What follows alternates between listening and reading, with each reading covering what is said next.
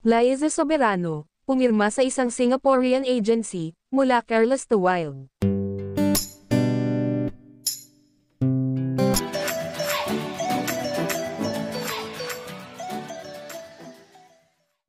Nako, mukhang nanggulat na naman si Liza Soberano sa kanyang panibagong career move.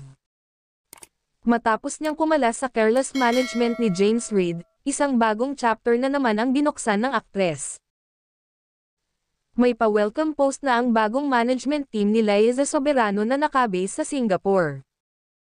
"We're so happy to welcome the talented Filipino-American actress Liza Soberano to our Wild family," pahayag ng Wild. Almost 2 weeks ago lang nang magkaroon ng formal announcement ang kumpanya ni James Reid, Careless Music, na wala na sa kanila si Liza. Ayon sa website ng Wild, sila ay a global entertainment company, marketing agency, and music label. Ang nabanggit na talent agency ay kilalang namamahala sa iba't ibang artists worldwide.